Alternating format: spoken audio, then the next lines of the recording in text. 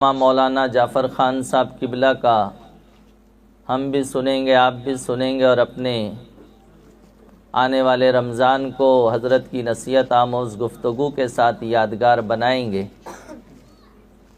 میں خالص مسائل آپ کے سامنے پیش کروں گا، کیونکہ اگر میں بیان پر جاؤں تو وقت ایسے ہی کم ہے اور میرا ٹاپک کہیں ادھورا نہ رہ جائے۔ ٹھیک ہے تو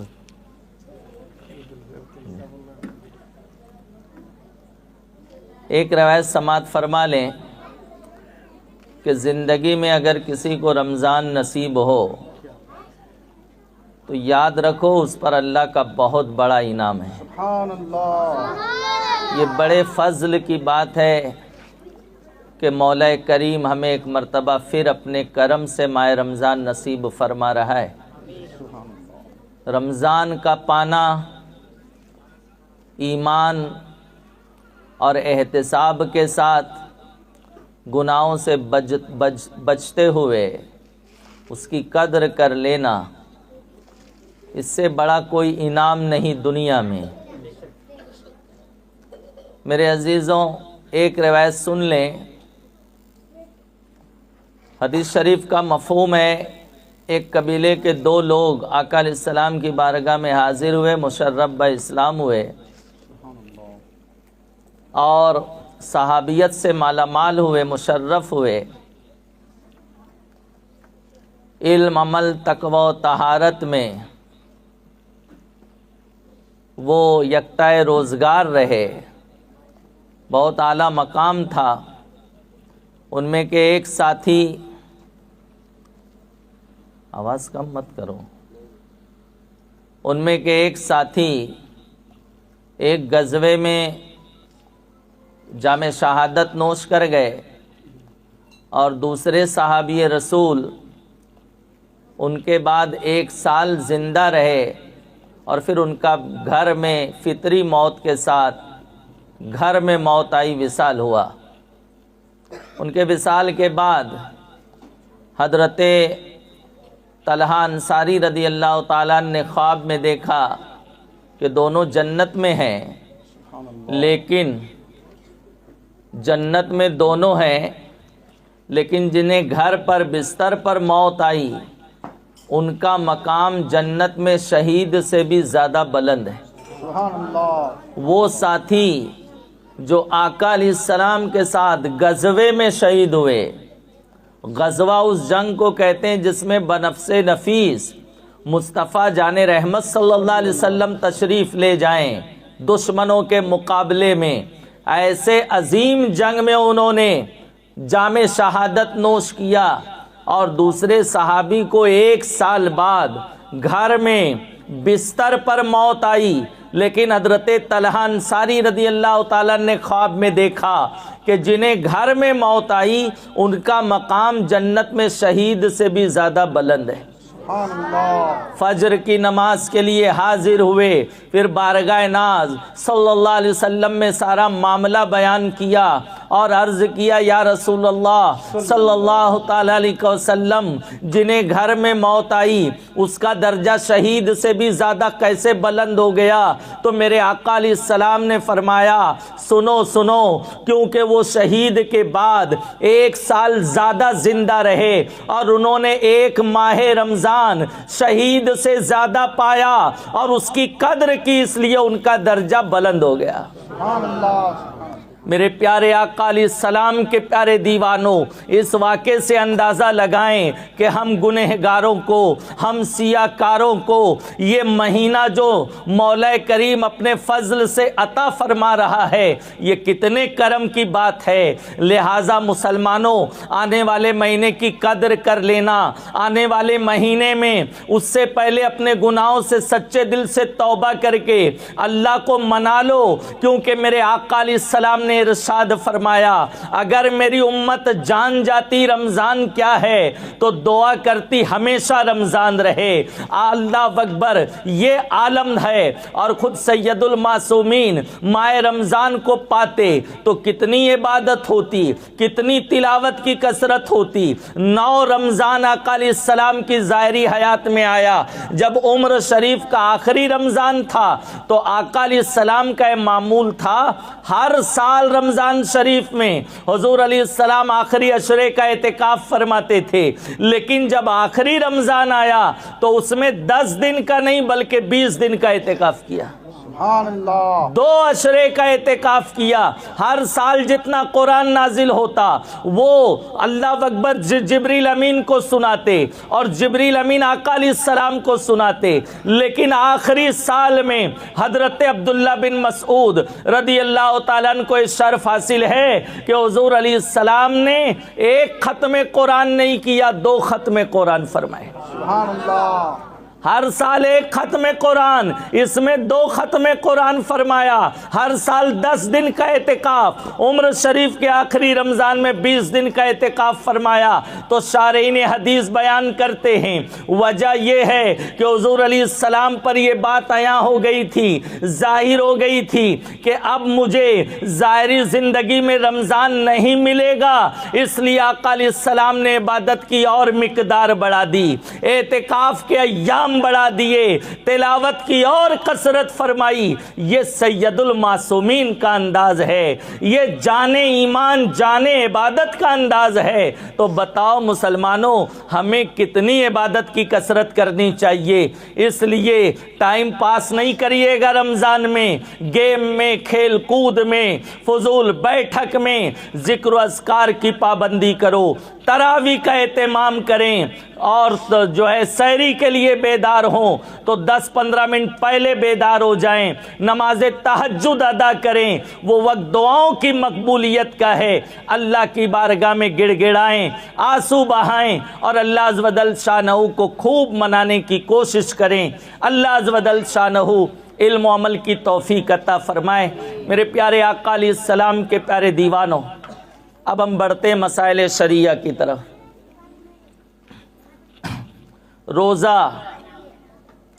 روزہ کس چیز کا نام ہے؟ تو شریعت میں روزہ کہتے ہیں صبح صادق سے غروب آفتاب تک، صبح صادق جہاں عشاء کا وقت ختم ہوتا ہے، سحری کا وقت ختم ہوتا ہے، صبح صادق سے سورج ڈوبنے تک عبادت کی نیت سے، کھانے پینے اور جماع سے، عورت کے ساتھ صحبت وغیرہ سے اپنے آپ کو روکنے کا نام روزہ ہے۔ سبحان اللہ، ان 3 چیزوں سے بچنے کا نام روزہ ہے۔ تو ان 3 چیزوں میں سے کوئی چیز پائی جائے گی تو روزہ ٹوٹ جائے گا، روزہ جاتا رہے گا۔ میرے عزیزوں، روزے کے لیے عورت کا پیریڈ وغیرہ سے خالی ہونا شرط ہے۔ پیریڈ میں جو نماز قضا ہوئی، پاک ہونے کے بعد اس کی قضا معاف ہے، لیکن جو ماہ رمضان کے روزے قضا ہوئے، پاک ہونے کے بعد عید کا دن گزارنے کے بعد عورت پر اس کی قضا جلد از جلد رکھنا فرض ہے۔ میرے عزیزوں، نیت، ماہ رمضان کے روزے کی نیت کا وقت کب سے کب تک ہے؟ تو جو ادائے رمضان کا روزہ ہے، جیسے رمضان شریف آ رہا ہے، اس میں جو ہم روزہ رکھیں گے وہ ہمارا ادا روزہ ہوگا۔ تو ادا رمضان کا روزہ اسی طرح سے کوئی سا بھی نفل روزہ، اس کی نیت کا وقت سورج ڈوبتے ہی شروع ہو جاتا ہے، پوری رات رہتا ہے، اور اگر رات میں صبح صادق سے پہلے نیت کر لینا بہتر ہے، نہیں کیا تو زوال شروع ہونے سے پہلے نیت کر سکتا ہے۔ جیسے مثال کے طور پر آج 1 رمضان المبارک ہے، سمجھانے کے لیے کہتا ہوں، آج 1 رمضان کی تاریخ ہے، تو اسی وقت آپ کل کے روزے کی نیت کر سکتے ہیں۔ یا پورے ماہ میں کبھی ایسا ہوا آپ رائچور وغیرہ چلے گئے شاپنگ کے لیے، رات کو آئے 1 بجے، اب 1 بجے آپ کھانا کھائیں گے تو آپ کا سحری میں اٹھنے کا ارادہ نہیں ہے، پھر 5 بجے، تو وہی رات کا کھانا 1 بجے 12 بجے آپ سحری کی نیت سے کھا لیں تو آپ کا رات کا کھانا تو ہوگا، سحری بھی ہو جائے گی، اور ہر لقمے پہ سحری کی برکت کا اجر اور ثواب بھی ملے گا۔ سبحان اللہ سبحان اللہ۔ اور کسی نے سحری کی لیکن وہ نیت کے کلمات نہیں پڑھے، کارڈ میں دیکھ کر بہت اہتمام سے لوگ پڑھتے ہیں، اور سفر میں مولانا صاحب فرما رہے تھے کہ یہاں لوگ خاص طور سے عورتیں رات صبح 9 بجے نیت کا اہتمام کرتی ہیں، لوگ جمع ہوتے ہیں اور نیت کرائی جاتی ہے، گھر والے مل کے کرتے ہیں، یہ طریقہ غلط ہے۔ صبح صادق سے پہلے نیت کرو، صبح صادق سے پہلے نیت کرنے میں اجر زیادہ ہے، ثواب زیادہ ہے۔ تو کسی نے نیت کے کلمات نویت ان اصوم غد اللہ تعالی من فرد رمضان نہیں پڑھا، نہ عربی میں نہ اردو میں، لیکن اس کا روزہ رکھنے کا ارادہ پکا ہے، اس نے سحری کی تو سحری کرنا ہی نیت کے لیے کافی ہے، اس کی نیت ہو گئی، بھلے وہ نیت کے کلمات نہیں پڑھا، کیونکہ سراج الامہ امام اعظم ابو حنیفہ رضی اللہ تعالیٰ عنہ کے نزدیک نیت نام ہے دل کے پکے ارادے کا، چاہے نماز میں نیت ہو، چاہے روزے میں نیت ہو، دیگر اعمال میں ہو۔ اسی طرح کسی دن ایسا ہوا کہ اذان فجر پر آنکھ کھلی، تو یاد رکھو بہت سے لوگ اذان فجر تک کھاتے رہتے ہیں، ماد اللہ رب العالمین، اور کہیں تو یہ ہے کہ گھر کی لائٹیں بجھا دیتے ہیں، بولے ابھی اندھیرا ہے کھا لو، تو یہ سب آپ کی رسمی ہیلے بہانے یہ شرعی معاملے میں نہیں چلیں گے۔ کھانے پینے کا وقت صبح صادق شروع ہونے سے پہلے تک ہے۔ اذان فجر سے آپ کے روزے کا کوئی تعلق نہیں ہے، کوئی ریلیشن نہیں ہے۔ اذان فجر صبح صادق کے چند منٹ بعد ہوتی ہے۔ ابھی آپ کے ہاں صبح صادق قریب 5:30 بجے یا 5:32 یا 5:29 کچھ ہے، آج دیکھا تھا میں۔ اذان ہوتی ہے آپ کے ہاں کتنے بجے ہوتی؟ 5:35 40 پہ اذان ہو رہی ہے، تو 10 منٹ کا ڈیفرنس ہے۔ تو اگر ان دنوں 5:30 کے بعد کوئی کھائے گا کہ ابھی اذان نہیں ہوئی تو روزہ ہی نہیں ہوگا۔ ماہ رمضان میں اتنا فرق نہیں رہتا، اول وقت میں اذان ہوتی کیونکہ پورا شہر پوری قوم جاگتے رہتی فجر کے انتظار میں، تو حکم بھی یہی ہے کہ وقت میں جلدی اذان دو، جلدی جماعت قائم کرو، ورنہ لوگ اتنا انتظار نہیں کریں گے، سو جائیں گے، نماز قضا کر دیں گے معاذ اللہ۔ تو اذان صبح صادق کے بعد ہوتی ہے، اب اذان شروع ہو گئی اور آپ پانی پی رہے ہو، آپ سوچو گے ابھی اذان ختم نہیں ہوئی، تو معاذ اللہ روزہ ہی نہیں ہوگا، بلکہ یہ جان بوجھ کے روزہ توڑنے میں داخل ہے۔ ابھی بامبے میں کل اجتماع چل رہا تھا، اس میں اس پر سوال ہوا تو مجھے بہت دنگ رہ گیا، میں سن کر بات بھی معقول ہے۔ مفتی نظام الدین صاحب قبلہ نے فرمایا کفارہ لازم ہوگا، کیونکہ وہ جان بوجھ کے کھا رہا ہے، وہ یہ نہیں دیکھا جائے گا، اس مسئلہ نہیں جانتا تھا۔ علماء چلاتے ہیں، سمجھاتے ہیں، مسجد سے اعلان ہوتا ہے، تو کیا ہم کو اردو سمجھ میں نہیں آتی ہمارے امام صاحب کی؟ تو معاذ اللہ کفارہ لازم ہو جائے گا، تو ہرگز ایسا نہ کریں۔ اسی کے ساتھ ساتھ پورے ماہ میں کبھی ایسا ہوا کہ اذان کے بعد اٹھے یا معاذ اللہ فجر بھی گوا دی، 8 بجے اٹھے، 10 بجے اٹھے، 11 بجے اٹھے، جیسے پورا سال اٹھتے ہیں بعض لوگ، تو یاد رکھو نیت کا وقت ابھی بھی اس کے پاس ہے۔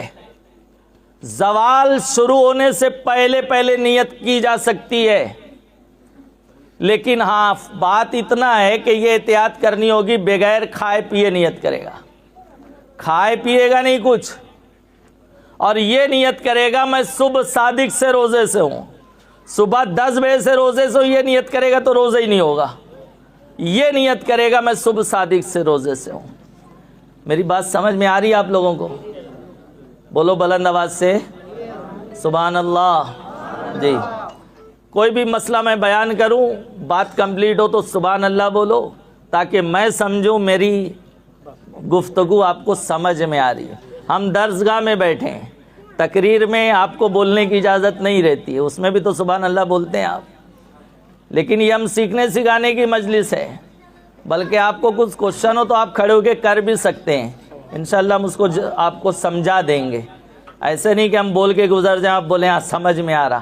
سمجھ میں آ رہا تو بولو آیا, نہیں سمجھ میں آیا تو بولو ہم پھر اس کو سمجھائیں گے آپ کو تھوڑا اچھے سے اور آسان انداز میں. ویسے میں آسان کرنے کی کوشش کر رہا ہوں, وقت بھی کم ہے. میرے عزیزوں, اب آئیے روزہ کن چیزوں سے ٹوٹتا ہے کن چیزوں سے نہیں ٹوٹتا ہے. تو بھول کر کھایا پیا یا جمع کیا روزہ نہیں ٹوٹے گا. آقا علیہ السلام نے ارشاد فرمایا جو بھول کے کھاتا پیتا ہے اس کا رب اسے کھلاتا ہے, اس کا رب اسے پلاتا ہے. یعنی کہ کوئی روزے دار کمزور ہے, کھا پی لے گا تو وہ روزہ اطمینان سے اس کا ہو جائے گا, تو گویا اللہ تعالیٰ اس کو بھلا دیتا ہے اور پھر وہ روزے دار کھا لیتا ہے کچھ پی لیتا ہے تو اس کا پورا دن اچھے سے گزر جاتا ہے. تو رب کی جانب سے ہوتا ہے.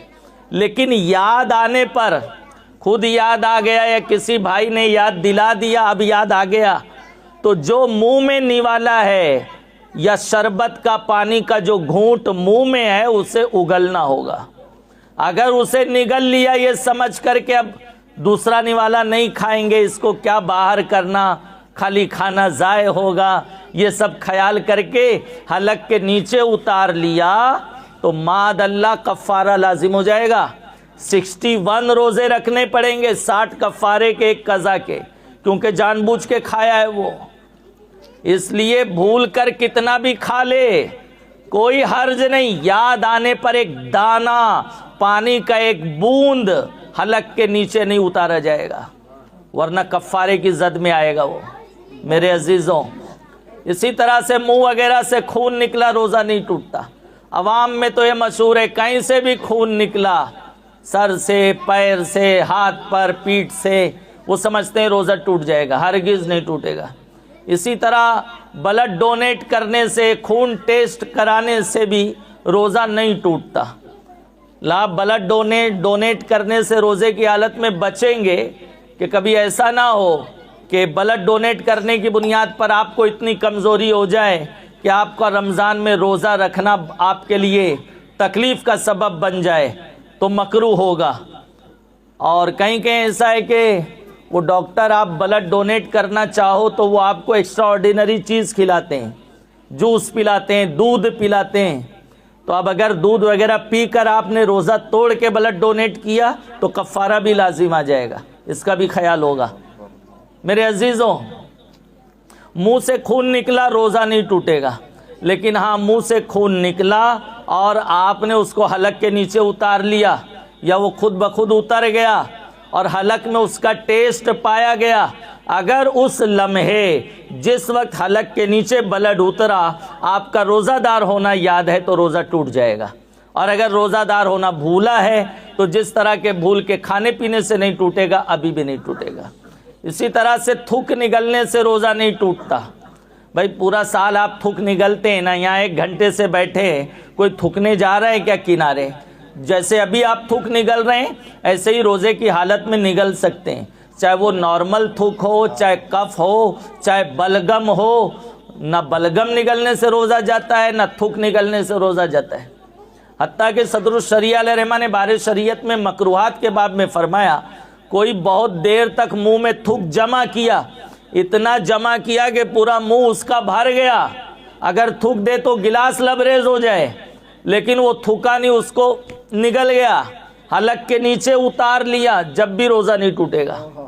تو جب اتنی زیادہ مقدار میں منہ میں تھوک جمع کر کے نگلنے سے نہیں ٹوٹے گا تو نارملی جب ہم نگلتے تو روزے پہ کوئی اثر نہیں ہوگا. ہاں اتنی گری حرکت روزے کی حالت میں کرنے کے سبب سے اس کا روزہ مکروہ ہوگا. کراہت آئے گی، ناپسندیدگی کا عمل ہے۔ اسلام ستھرا مذہب ہے، ستھرائی پسند کرتا ہے، اور یہ نفاست کے خلاف ہے، اس لیے اس سے بچا جائے گا۔ بات سمجھ میں آ رہی ہے آپ کو؟ اسی طرح سے وضو وغیرہ میں یا غسل میں کلی کر رہا تھا، حلق کے نیچے پانی اتر گیا، ناک میں پانی چڑھا رہا تھا، دماغ کو پانی پہنچ گیا، اگر روزہ دار ہونا یاد ہے تو روزہ ٹوٹ جائے گا، قضا واجب ہوگی۔ کبھی فجر میں آپ آئے، جماعت کھڑی ہے، وضو آپ کرنے لگے، تیز ایسے پانی کھینچ لیا، دماغ کو پانی پہنچ گیا، تو جس وقت دماغ کو پانی پہنچا اگر روزہ دار ہونا یاد ہے تو روزہ ٹوٹ گیا۔ فجر کے وضو میں ہی اس کا روزہ ٹوٹ گیا، اب کیا کرے گا وہ؟ اس کو حکم یہ ہے کہ سورج ڈوبنے تک پورا دن روزے دار کی طرح رہنا واجب ہے، کھانے پینے کی اجازت نہیں ہے۔ جو رمضان کا تقدس ہے، صبح صادق سے غروب آفتاب تک کھانے پینے جماع سے بچنے کا حکم ہے، وہ حکم اب بھی ہے، اور یہ کوئی مستحب نہیں ہے، واجب ہے۔ اکیلے میں تنہائی میں بھی نہیں کھا سکتا وہ، اور پورا دن روزے دار کی طرح رہے گا، اور عید کا دن گزارنے کے بعد اس کی قضا بھی کرے گا۔ پورے رمضان میں کبھی خدا نہ خواستہ ایسا ہو گیا روزہ ٹوٹ گیا، جب بھی کھانے پینے کی اجازت نہیں ہے، یہ ہرگز قدم نہیں اٹھائیے گا، ورنہ کبھی کبھی کفارے کی لپیٹ میں آ جاتا ہے بندہ۔ روزہ ٹوٹ گیا آپ سمجھ رہے ہیں تو بھی آپ پر دوسرا قانون شریعت کا یہ کہ روزے دار کی طرح رہو، کھانے پینے سب سے بچو، اور عید کا دن گزار کے قضا بھی کرو۔ تو آپ اس سے اندازہ لگائیں، جس کا روزہ ٹوٹ گیا اس کو کھانے پینے کی اجازت نہیں، تو جو یہ گٹکا کھانے والے، تمباکو کھانے والے، ماد اللہ بغیر وجہ شرعی کے روزہ نہیں رہتے، چوراہے پر چرتے رہتے ہیں، اعلانیہ کھاتے پیتے ہیں، یہ کتنے بڑے پاپی ہیں، یہ کتنے بڑے مجرم ہوں گے۔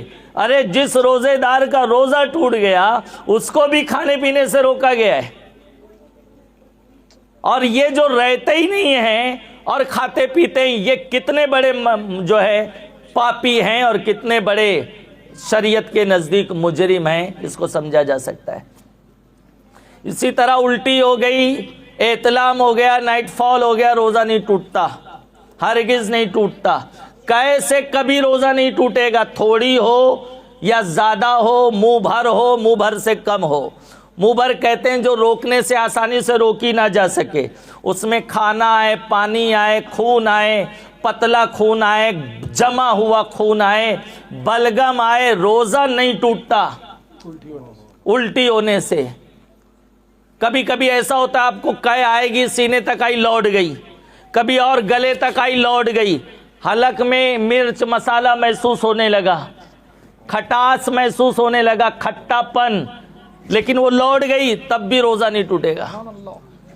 تو قے سے کبھی روزہ نہیں ٹوٹے گا، اور قے سے جو روزہ ٹوٹنے کی کنڈیشن ہے وہ جس کا عقل و شعور سلامت ہے وہ کر ہی نہیں سکتا۔ وہ یہ ہے کہ جب ایک غلط مسئلہ عوام میں مشہور ہوا تو فقہاء نے سمجھایا کہ الٹی ہونے سے روزہ کب ٹوٹے گا۔ وہ یہ ہے کہ جان بوجھ کر قے کرے، منہ بھر کرے، روزہ دار ہونا یاد ہو تو روزہ ٹوٹے گا۔ یہ تینوں چیز کیسے جمع ہوگی کہ روزہ دار ہونا یاد ہو، جان بوجھ کر قے کرے، منہ بھر کرے۔ ابھی ہماری اور آپ کی طبیعت نارمل ہے، آپ سوچو ہمیں قے ہو جائے، حلق میں انگلی ڈال کے ہو کرتے کرتے دم نکل جائے گا، لیکن قے اتنا آسان نہیں کہ منہ بھر قے ہو جائے، تو بہت محال ہے یہ۔ تو میرے عزیزوں خلاصہ یہ کہ قے ہونے سے روزہ نہیں ٹوٹتا۔ گھر میں کسی کو قے ہو گئی تو بڑی بوڑھی عورتیں جو ہیں وہ رٹ لگاتی ہیں، ارے روزہ توڑ دو، روزہ توڑ دو، بیٹا پوتا نواسے کے پیچھے پڑ جائیں گی، سوچتے ہیں کہ خامخواہ بھوکا پیاسا رہے گا۔ یاد رکھو ہرگز یہ قدم نہ اٹھائیں، قے ہونے سے روزہ نہیں ٹوٹتا، احتلام سے بھی روزہ نہیں ٹوٹے گا، چاہے فجر سے پہلے ہو فجر بعد ہو، روزہ نہیں ٹوٹے گا۔ ہاں سحری کے لیے آپ بیدار ہوئے، آپ کو غسل کی حاجت ہے، نائٹ فال ہوا ہے، کسی سبب سے غسل فرض ہوا ہے، تو اگر وقت میں گنجائش ہے تو پہلے غسل کر لیں پھر سحری کریں۔ لیکن اگر کسی نے پہلے سحری کیا بعد میں غسل کیا تب بھی کوئی حرج نہیں ہے. بہتر یہ ہے کہ پہلے غسل کرے پھر سحری کرے. لیکن وقت کم ہے، جیسے مثال کے طور پر صبح صادق 5:30 بجے، 5:15 بج گئے، 15 منٹ ہے تو نہائے گا تو 15 منٹ قریب اسی میں چلا جائے گا. تو فرمایا گیا غسل کا جو 2 فرض ہے، کلی کرنا، ناک میں پانی ڈالنا، وہ پہلے کر لے، کیونکہ روزہ شروع ہونے کے بعد صبح صادق کے بعد اس میں بہت احتیاط کرنی پڑے گی. وضو میں تو یہ دونوں کام سنت ہے، غسل میں فرض ہے. کچھ کمی ہوگی تو غسل ہی نہیں ہوگا. اور صبح صادق شروع ہو گئی تو بہت احتیاط کرنی پڑے گی کہ حلق کے نیچے پانی نہ اترے، دماغ کو پانی نہ چڑھے. لیکن ابھی 15 منٹ باقی ہے نا صبح صادق میں، تو ابھی اگر حلق کے نیچے پانی اتر گیا جب بھی کوئی حرج نہیں، کیونکہ روزہ شروع ہی نہیں ہوا، صبح صادق ہو ہی نہیں. ناک میں پانی چڑھا رہے تھے، دماغ کو پانی پہنچ گیا، کوئی مسئلہ نہیں. یہ 2 کام کر لی، اب سحری کر لو. سحری کرنے کے بعد پھر تیسرا فرض، پورے بدن پہ پانی بہا لو. فجر بعد کبھی احتلام وغیرہ ہو گیا تو آپ کو تینوں فرائض ادا کرنے پڑیں گے. کلی احتیاط سے کریں کہ حلق کے نیچے پانی نہ اترے، اور ایک ہاتھ میں تھوڑا سا پانی لے کے ناک میں دھیرے دھیرے نرم حصے تک چڑھائیں، بہت احتیاط سے کہ دماغ کو پانی نہ پہنچے. اور جن کی عادت ہو جاتی ہے ان کو، ہم کو تو پورا سال ایسا نہیں ہوتا کہ دماغ کو پانی پہنچ جائے، تو عادت ہو جائے گی، آپ پکے نمازی بن جائیں گے ماہ رمضان کے اہتمام کی برکت سے، تو انشاءاللہ یہ نوبت نہیں آئے گی کبھی آپ کے ساتھ بھی. میرے عزیزوں، روزے کی حالت میں انجیکشن لے سکتے کیا؟ روزہ ٹوٹنے کے لیے یہ شرط ہے کہ جو چیز جسم میں داخل کی گئی ہے وہ بدن کے کسی سوراخ کے ذریعے پہنچائی گئی ہو. جیسے حلق ہے، ناک کے نتنے، کان کا سوراخ ہے، اسی طرح دیگر سوراخ ہے، وہاں سے کوئی چیز انجیکٹ کی جائے گی، پہنچائی جائے گی تو روزہ ٹوٹے گا. انجیکشن لینے سے روزہ نہیں ٹوٹتا. وجہ یہ ہے کہ انجیکشن کیا ناک کے نتنے سے لگتا ہے؟ بولیے آپ. کان کے سوراخ میں ڈالا جاتا ہے؟ نہیں. انجیکشن نس میں لگتا ہے، رگ میں لگتا ہے، گوشت وغیرہ میں لگتا ہے، تو اس سے روزے پر کوئی ایفیکٹ نہیں ہوتا. اسی طرح گلوکوز وغیرہ چڑھایا تو گلوکوز کا بھی جو انجیکشن ہوتا ہے وہ کلائی میں، نس میں لگتا ہے، روزے پر کوئی اثر نہیں ہوگا. تو روزے کی حالت میں انجیکشن وغیرہ لگانے سے روزہ ہرگز نہیں جاتا. بلکہ کسی کو کڈنی پین ہو گیا، اسٹون کا درد اٹھ گیا ظہر بعد، تو وہ تڑپتا ہے، انجیکشن لگا دو تو چند گھنٹے کے لیے اس کو آرام ہو جائے گا. مغرب بعد وہ اپنا علاج وغیرہ کرائے، دوا وغیرہ کھائے، انجیکشن لینے سے اس کا روزہ ہو جائے گا. لیکن یہ مسئلہ غلط اتنا مشہور ہے عوام میں کہ اچھے لوگ اس کے قائل ہیں کہ ماد اللہ انجیکشن لگانے سے روزہ ٹوٹ جائے گا. بعض ڈاکٹر بھی کہتے ہیں روزہ ٹوٹ جائے گا. ہرگز نہیں. کسی اچھے جانکار سے پوچھ لیں، اور یہاں جو آپ کو بتایا جا رہا ہے کہ شرعی مسائل، اس کو اچھے سے سمجھ لیں اور دوست احباب کو بھی بتائیں. ہرگز انجیکشن لگانے سے روزہ نہیں ٹوٹتا. تیل لگایا، تیل اتنا ٹھنڈا تھا کہ سر پہ لگایا، اس کا مزہ حلق میں آ گیا، روزہ نہیں ٹوٹے گا. سرما لگایا، روزہ نہیں ٹوٹے گا. عطر لگایا، حجامت بنایا، ہیئر کٹنگ کیا، ناخن کاٹا، روزہ نہیں ٹوٹے گا. بدن وغیرہ پہ کوئی زخم ہو گیا تھا، ڈاکٹر سے ڈریسنگ کرایا، روزہ نہیں ٹوٹے گا، اس کا روزہ سلامت رہے گا. سبحان اللہ. لیکن روزہ نہیں ٹوٹا اور اس نے سمجھ لیا ٹوٹ گیا، جیسے سرما لگایا روزہ نہیں ٹوٹا، اس نے سمجھ لیا ہے، کسی نے اس کو سمجھا دیا، دوست یار نے، کہ بھائی تیرا روزہ ٹوٹ گیا، اور اس نے کھا پی کے توڑ دیا، تو پہلے نہیں ٹوٹا تھا اب ٹوٹا. 61 روزے رکھنے پڑیں گے اس کو. 61 60 کفارے کے، 1 قضا کے. گالی دیا، چگلی کی، غیبت کی، روزہ نہیں ٹوٹا. اس نے سمجھ لیا میرا روزہ ٹوٹ گیا، اب کھا پی کے توڑ دیا، تو ماد اللہ قضا کفارہ دونوں لازم ہو جائے گا اس پر. اسی طرح سے روزے کی حالت میں عورت کو گلے لگایا یا بوسہ وغیرہ لیا، تو جب تک انزال نہیں ہوگا روزہ نہیں ٹوٹے گا. انزال نہیں ہوا تو روزہ نہیں ٹوٹے گا. اور اپنی بیوی کے ساتھ یہ قریب قریب ناممکن ہے کہ ہاتھ لگاتے ہی قریب جاتے ہی انزال ہو جائے. کوئی اجنبی ہے تو وہاں شیطانیت کا نفس کا بہاؤ ہوگا، وہاں ہو سکتا ہے، لیکن اپنی منکوہ کے ساتھ نہیں ہوگا. تو بہرحال جب تک انزال نہ ہو روزہ نہیں ٹوٹے گا. انزال ہو گیا تو ٹوٹے گا اور صرف قضا لازم ہوگی، کفارہ لازم نہیں ہوگا. لیکن بوسہ لیا، گلے لگایا، اس نے سمجھ لیا میرا روزہ ٹوٹ گیا، حالانکہ انزال بھی نہیں ہوا تھا. اب سوچے ٹوٹ گیا، لاؤ کھا پی لو، کائے کو اتنی زحمت اٹھاؤں. تو پہلے نہیں ٹوٹا تھا، اب ٹوٹا، قضا کفارہ دونوں لازم ہو جائے گا. قضا کفارہ دونوں لازم ہوگا اس پر. اسی طرح سے کفارے میں یہ چیز ہے کہ جس چیز سے روزہ توڑا، جیسے دوا وغیرہ پی کے روزہ توڑا تو بھی کفارہ ہے، اور ایسی چیز کھایا جس میں لذت کا دخل ہے تو کفارہ ہوگا. جیسے گھاس بھوسا کھا کے روزہ توڑا تو وہ انسان کی غذا نہیں ہے، انسان کے کھانے کی چیز نہیں ہے. جانور وہ کھاتا ہے گھاس بھوسا کاغذ، لیکن روزے دار نے یہ گری ہوئی چیز کھا کر، حقیر چیز کھا کر روزہ توڑا تو حلق کے نیچے کیونکہ اترا ہے تو روزہ تو ٹوٹے گا لیکن صرف قضا لازم ہوگی. مٹی کھا کے توڑا قضا لازم ہے، لیکن ایسی مٹی کھایا جس مٹی کے کھانے کی اس کی عادت تھی. جیسے بعض عورتیں وہ بنیا کی دکان سے مٹی خرید کے کھاتی ہیں، کچھ مرد بھی کھاتے ہوں گے. تو ایسی مٹی کھایا جس کے کھانے کا وہ عادی ہے تو اس کو ٹیسٹ ملا، اس لیے کفارہ لازم ہو جائے گا. اتنا نمک کھا کے روزہ توڑا تو صرف قضا لازم ہے، کیونکہ اتنا نمک کھانے میں مزہ نہیں آتا. ارے دال میں تھوڑا نمک زیادہ ہو جائے تو مزہ نہیں آتا، لوگ کا مزاج بگڑ جاتا ہے، طلاق دینے تک کھڑے ہو جاتے ہیں. ماد اللہ، جہالت کا اتنا جنون سوار ہوتا ہے کھوپڑی پر، اللہ خیر فرمائے. تو اتنا زیادہ نمک کھا کے روزہ توڑا تو قضا لازم ہے، کفارہ نہیں. لیکن ایک چٹکی کھا کے توڑا تو اس کو ٹیسٹ ملا، کفارہ لازم ہوگا. میرے عزیزوں، کفارہ اسی وقت لازم ہوگا جب شرائط کفارہ پائے جائیں. وہ 5 شرائط کفارہ لازم ہوگا. پہلی شرط، جس روزے رمضان کو توڑا وہ ادا رمضان کا روزہ ہو. دوسری شرط، جس نے روزہ توڑا وہ عاقل و بالغ ہو.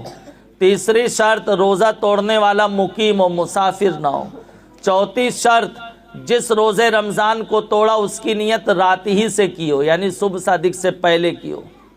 اگر صبح صادق کے بعد اور زوال کے درمیان کی اور توڑ دیا تو صرف قضا لازم ہوگی. پانچویں شرط، روزہ توڑنے کے بعد اپنے اختیار سے کوئی ایسی بات نہ پائی گئی ہو جس میں روزہ نہ رکھنے کی اجازت ہوتی ہے. جیسے عورت نے روزہ توڑا، کفارہ لازم ہوا، لیکن اسی دن سورج ڈوبنے سے پہلے اس کو MC آ گئی، کفارے سے بری ہو جائے گی، صرف قضا لازم ہوگی. تو پہلی شرط ہے جس روزے رمضان کو توڑا وہ رمضان کا آدھا روزہ ہو. جیسے ابھی ہمارا جو روزہ آئے گا آدھا روزہ ہے. کسی مرد کا یا کسی عورت کا روزہ قضا ہو گیا، عید کے دن بعد اس کو رکھنے کے بعد پھر توڑ دیے تو صرف قضا لازم ہے، کفارہ لازم نہیں ہوگا، کیونکہ وہ قضا ہے، رمضان کا روزہ ہے. دوسری شرط، عاقل و بالغ ہو. کوئی نابالغ ہے، کتنا بھی مضبوط جو ہے، قوی ہے، طاقت والا لڑکا ہے، لیکن نابالغ ہے، اچھے گھرانے کے ایکسٹرا آرڈینری چیز کھاتے پیتے ہیں تو ان کی صحت اچھی رہتی ہے، لیکن نابالغ ہے، رکھ کے توڑ دیا تو اس پر نہ قضا ہوگی نہ کفارہ ہوگا، کیونکہ روزہ ہی فرض نہیں ہے. اسی طرح بالغ تو ہے لیکن پاگل ہے، رکھ کے توڑ دیا تو بھی کوئی حکم نہیں ہوگا. تیسری شرط، مقیم ہو، مسافر نہ ہو. جیسے مثال کے طور پر ایک رمضان المبارک ہے آج، کل کا روزہ میں نے آپ کے گاؤں میں رکھ کے توڑ دیا تو چونکہ میں مسافر ہوں تو مجھ پہ کفارہ لازم نہیں ہوگا. وجہ ہے کہ مسافر کو شریعت نے روزہ چھوڑنے کی اجازت دی ہے، چاہے تو رکھے چاہے تو نہیں رکھے، نہیں رکھے گا تو گنہگار نہیں، عید کے دن گزار کے قضا لازم ہے۔ لیکن مسافر کا حوصلہ بلند تھا، رکھ لیا، بعد میں دوپہر میں چکرانے لگا، دھندلا دھندلا دکھنے لگا، ویکنیس کا غلبہ ہو گیا، کمزوری کا، اس نے توڑ دیا، تو چونکہ پہلے ہی اس کو چھوٹ دی گئی ہے تو صرف قضا لازم ہوگی، کفارہ لازم نہیں ہوگا۔ لیکن آپ کیونکہ مقیم ہیں، یہاں کے سٹیزن ہیں، اپنے شہر میں آپ رکھ کے توڑیں گے تو کفارہ لازم ہوگا۔ سمجھ میں آ رہی بات؟ بولو۔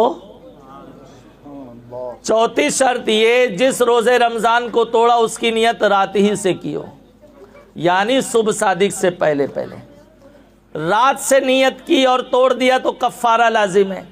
وجہ یہ ہے کہ جب وہ رات سے نیت کیا ہے تو اس بات کی دلیل ہے کہ اس کا پیٹ بھرا ہوا ہے، سحری کیا ہے وہ، یا چلو سحری نہیں کیا تو لیٹ نائٹ کھایا تھا تو کھانے کی حاجت نہیں ہے، تو بھی پیٹ بھرا ہوا ہے اس کا۔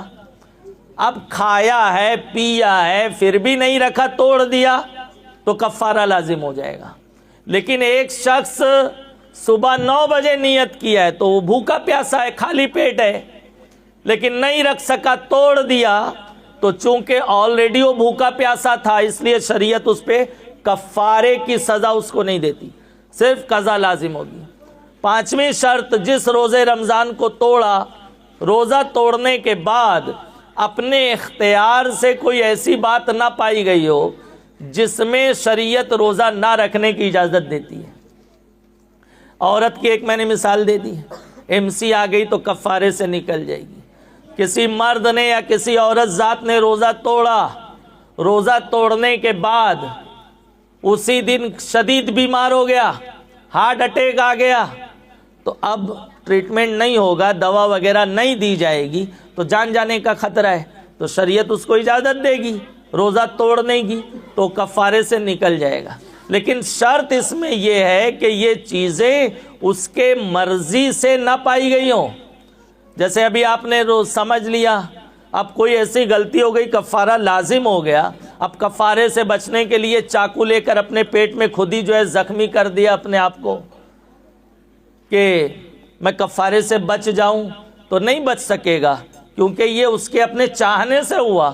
درخت پہ چڑھ کے کود گیا کہ ہاتھ پیر فریکچر ہو جائے، 2 مہینہ بیڈ پہ رہ چلے گا، 2 مہینے کا روزہ کون رکھے گا؟ تو روزہ تو رکھنا ہی پڑے گا، یہ اس کے اپنے چاہنے سے ہوا۔ یا کوئی سفر پہ نکل گیا روزہ توڑنے کے بعد، تو سفر اس کے چاہنے سے ہوا، وہ کفارے سے بری نہیں ہوگا۔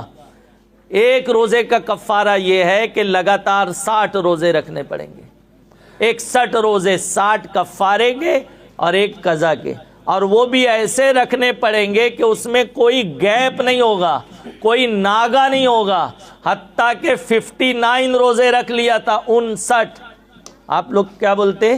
60 پر 60 میں ایک کم، 50 پہ 9، ہاں اتنا رکھ لیا، اور ایک روزہ باقی تھا، ڈاکٹر نے کہا پلیز مت رکھنا، تمہارا BP لو ہو گیا، یہ ہو گیا، وہ ہو گیا ہے، جان کا خطرہ ہے، وہ نہیں رکھا، تو وہ 59 اب گنے نہیں جائیں گے، وہ مانے نہیں جائیں گے، اس کو پھر سے 1 سے گنتی سٹارٹ کرنی پڑے گی، اور پھر سے اس کو 60 روزے لگاتار رکھنے پڑیں گے۔